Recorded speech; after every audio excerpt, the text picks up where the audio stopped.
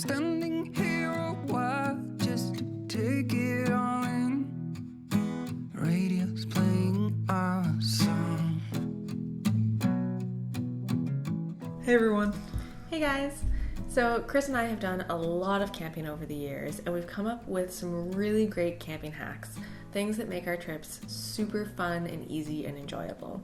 So what we've done is we've narrowed it down to our top 10 hacks that we're going to share with you guys today so that you can have the best possible experience out there. Yeah, you might have already seen our how to canoe camp in Algonquin Park video, which is a longer format video with a lot of great but detailed information in it.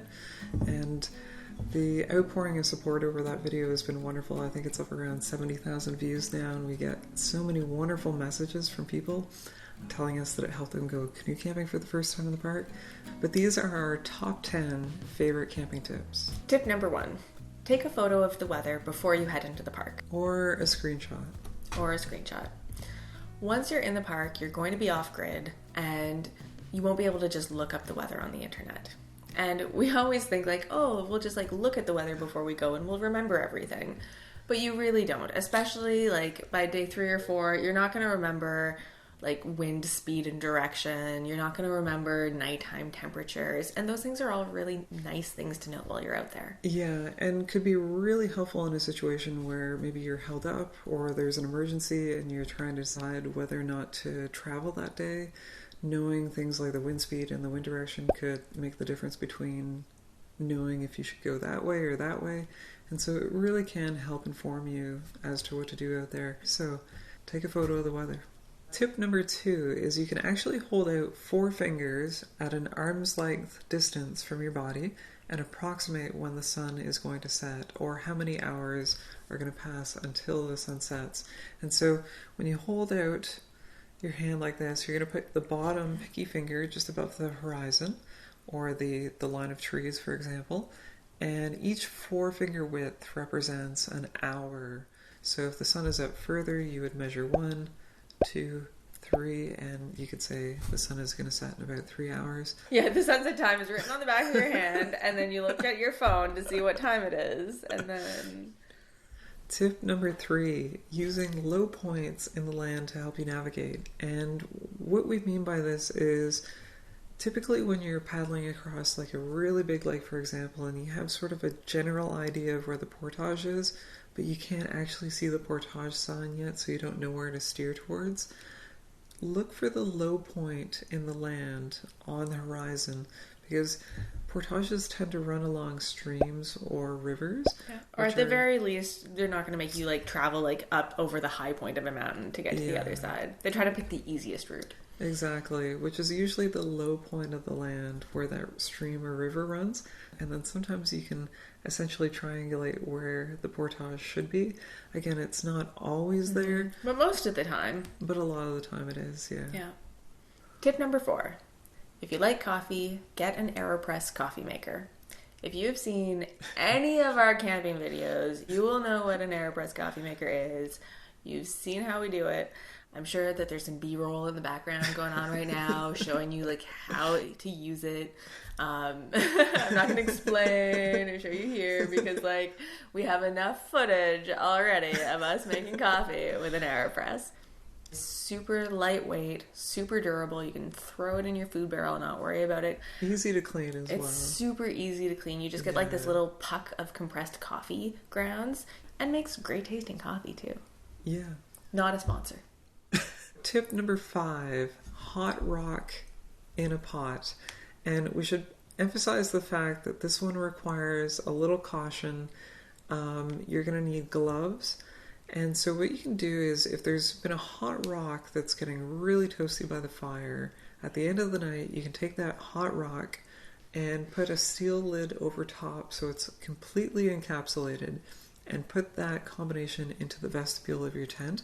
And that hot rock will actually radiate warmth for hours. Now, I should mention, if you're going to do this, you want to make sure it's well away from the fabric, so there's a nice buffer between the tent and the pot itself, so that you're not going to melt anything. But it may damage your tent. It may damage your tent. Yeah, so if you're renting a tent... It might melt your tent. Don't do this. Yeah, don't do it if you're renting if you own a tent that you love, yeah, don't do this.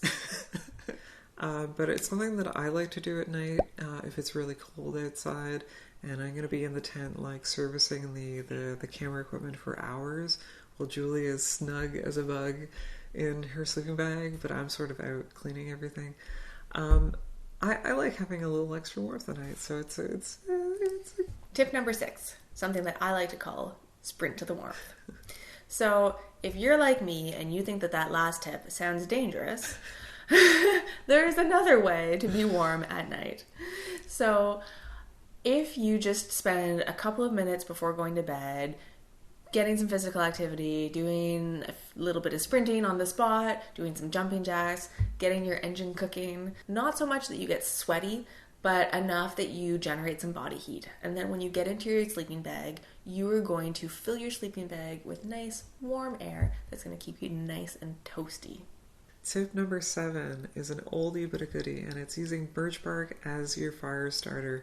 When you put a match to birch bark, it just completely bursts into flames. Yeah. And it burns really hot. Yeah. It burns for a long time. It's just perfect. Yeah. Now, one caveat is you never want to peel it off the tree. You can do a lot of damage to the tree if you were to do that. Sometimes I think you can actually kill the tree. So only use birch bark that's on the forest floor. If you happen to see it while you're portaging or it's lying on the ground around your campsite, feel free to use that. Yeah. But yeah. And you only need a thin strip. Like actually the thinner the strip, the better it will burn. If you have a big chunk, it won't burn very well. But if you get a nice thin strip, perfect addition to your kindling. Tip number 8, wrap your veggies in a damp paper towel before you head out. This is actually something that my dad taught me, and it's especially helpful for lettuce. If you wrap it with a damp paper towel and then put it in a plastic bag, that really helps to keep it fresh for longer during your trip. Tip number 9. Say you're hanging out around your campsite. You've got all of your layers on, all of your clothes, and you're still cold. Throw on that life jacket. That life jacket, if you get it on good and snug, you will be amazed at how much it insulates your body heat, keeps your core nice and warm, blocks the wind. It's actually like perfect for the cold.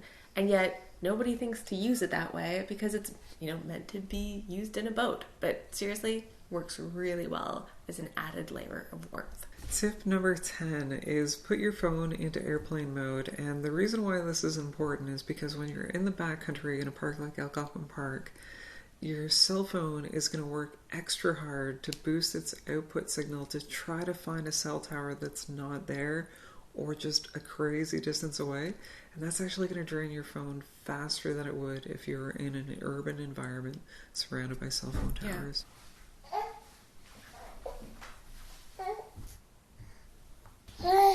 Yeah.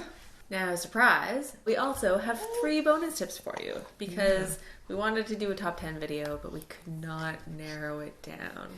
Bonus tip number 1, ready crisp bacon. Yes. Yeah. So people often ask us, how do we eat bacon on like day 7 of a trip? And the answer is ready crisp bacon. Yeah. It stays fresh on the shelf at room temperature until it's opened. Yeah. It's basically pre-cooked bacon. Yeah. But what is great about it is it's super lightweight and there's no mess when you're cooking it. We're a little distracted. Bonus tip number 2, steri strips. So steri strips are something that I learned about in nursing. They're basically these long, thin, really sticky strips that are used often in place of sutures. And they can be used if you have like an open wound and you can't get stitches. They can be used to help close the wound. Buy them at a drugstore, throw them in your first aid kit. I think they should be in every first aid kit. Bonus tip number 3 is peanut butter s'mores. And this is a recipe that Julie invented while we were in Algonquin Park a few years ago. And you take a 2-bite brownie, put a layer of peanut butter on it, and then a toasted marshmallow on top of that. And it tastes amazing. Everybody who tries it has a difficult time going back to regular s'mores. And Like, regular s'mores are good, but they tend to crumble and sometimes the chocolate doesn't melt. But a peanut butter s'more is just so good every single time. It just like, it all melts together. It's amazing. And we did an entire video about it. There's a recipe video to peanut butter s'mores linked down below. But that wraps up all of our top camping tips. So thank you so much for watching, everybody. Please remember to subscribe if you haven't already.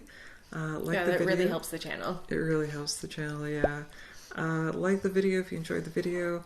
And also be sure to leave your own tips and tricks and camping hacks down in the comments down below. We want to know what you guys have that we don't already know, so feel free to let us know in the comments.